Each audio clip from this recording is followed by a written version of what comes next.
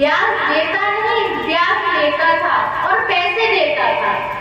एक सेठ था और वो सिर्फ उसकी एक शर्त थी कि मैं ब्याज समेत लूंगा। धन तो मेरे से कितना भी ले जाओ, मगर मैं उसकी ब्याज लूंगा। और सबको जब भी धन देता था तो कहता था कि मुझे ब्याज समेत इसी जन्म में दोगे कि अगले जन्म में दोगे। तो कोई कहता था इसी जन्म में 2 महीने में दे दूंगा, 4 महीने में दे दूंगा। कोई आकर के कहता था कि अगले जन्म में दूंगा। पैसा सबको देता था। जब चालाक व्यक्ति को बात पता चली किसी को कि अरे ये सेठ तो अगले जन्म तक भी ले लेगा, तो 2 दोस्त थे, उन्होंने सोचा कि अगला जन्म किसने देखा है, कौन जाने कौन सा अगला जन्म। चलो इससे पैसे लेकर के आते हैं और कह देंगे अगले जन्म में दे देंगे। हाँ, ब्याज समेत दे देंगे। कौन सा अगला जन्म किसने देखा है। एक साथ जाते हैं और कम से कम 5-10 लाख रुपए से ले लेते हैं, हमारा पूरा जीवन आराम से कट जाएगा। जब वो सेठ के पास गए तो फिर वही प्रश्न था, इस जन्म में दोगे, अगले जन्म में दोगे। उन्होंने कहा कि अगले जन्म में देंगे। कि ब्याज समेत, कि हाँ ब्याज समेत देंगे अगले जन्म में। ठीक है, 5 लाख रुपए उस सेठ ने दे दिए। ये उनके ऊपर कहानी है जो लेकर के सोचते हैं कि अब हमें देना ना होगा। ये उनको समझाने के लिए है। उनको अर्थात हम सभी हैं, मैं स्वयं हूँ, आप सभी हैं और मैं स्वयं हूँ। जो लेना है उसको ब्याज समेत देना होगा, चाहे वो पैसा हो, चाहे वो प्रेम हो, चाहे वो नफरत हो। अब पैसा ले तो लिया 5 लाख रुपए, मगर जाने की स्थिति ना थी कि रात हो गई थी। तो उन्होंने कहा कि हम सेठ जी यहीं पर रुक जाते हैं। उन्होंने कहा ठीक है, यहाँ पर भैंसों का तबेला है, यहाँ पर भैंस भी बंधी है, बैल भी बंधे हैं, मेरे कुछ घोड़े हैं वो भी यहाँ बंधे हैं, आप यहीं पर रात बिताओ, सुबह चले जाना।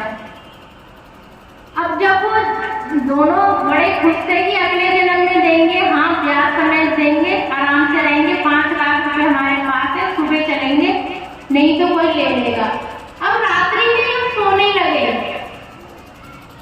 तो एक भैंस बोली गाय से कि भाई मेरा तो अब इससे चुकता हो गया है, मैंने तो इसे ब्याज समेत सब कुछ चुका दिया है।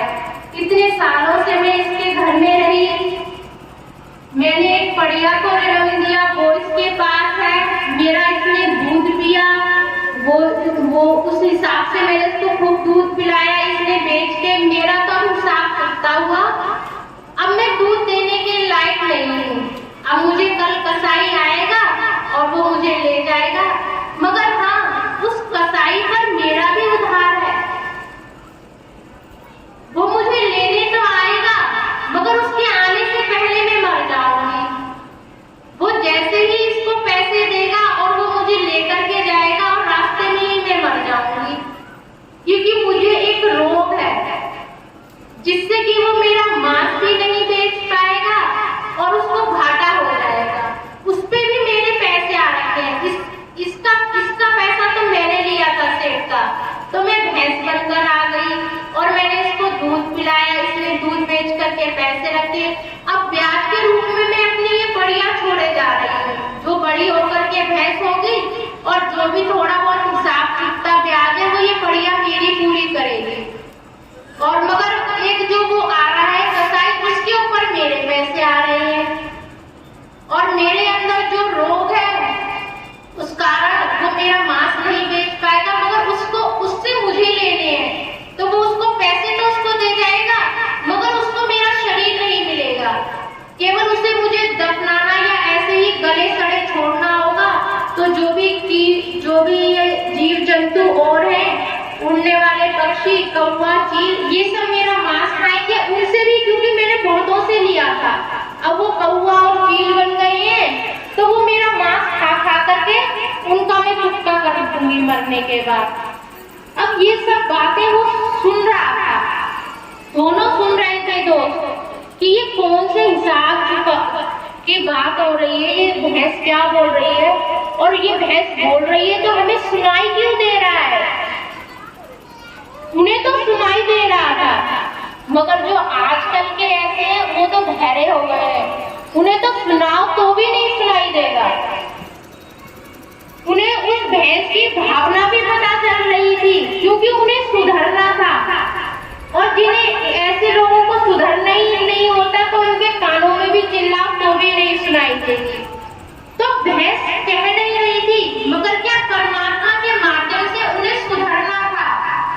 तो उन्हें भैंस की भावना, जो भैंस दूसरे से बात कर रही थी, गाय से, तो सारी बात सुनाई दे रही थी उन्हें। अब उनके कान खड़े हो गए कि भाई ब्याज समय कितना देना पड़ेगा, पिछले जन्म में लेके आई और इस जन्म में देगी, अपनी बढ़िया भी देगी, तो भाई ये तो बहुत बड़ा वो है।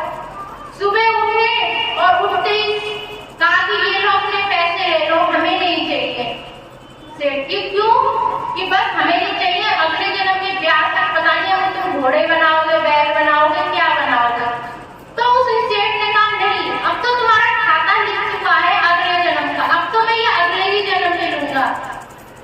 अब उनको बात उनके हृदय में बैठ चुकी थी कि यदि इन पैसों को हमने खा लिया और इसको हमने नहीं लौटाया तो अगले जन्म में हमें पता नहीं क्या बन के आना पड़ेगा इसको देने के लिए। दोनों दोस्त थे, चतुर और चालाक थे, तभी तो अगले जन्म की बात सुनी कि अगले जन्म में ब्याज समय मिलेगा तो लेने के लिए चले गए। जब भैंस की बात सुनाई थी तब भी उनका दिमाग खनकने लगा कि सेठ तो ले नहीं रहा है पैसे, अब अगले जन्म मिलेगा और हमें पता नहीं क्या बनना पड़ेगा।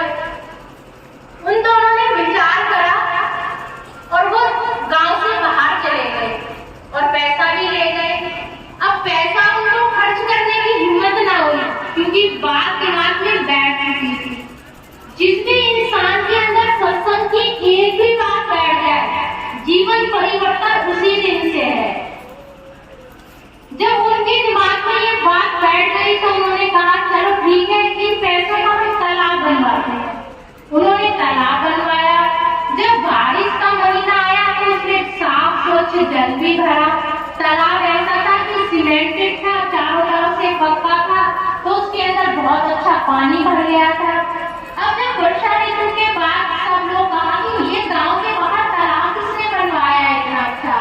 जब वो अपने पशुओं को वहां पर पानी पिलाने के लिए लेकर के आए तो उन्होंने मना कर दिया कि तालाब तो बनाया है मगर हम पानी नहीं पीने देंगे। पहले उस सेठ से जो अगले जन्म में ब्याज लेगा, ब्याज के समय लेगा या इस जन्म में चुकाएगा, उस सेठ से पूछ कर के आओ, ये तालाब उनका है।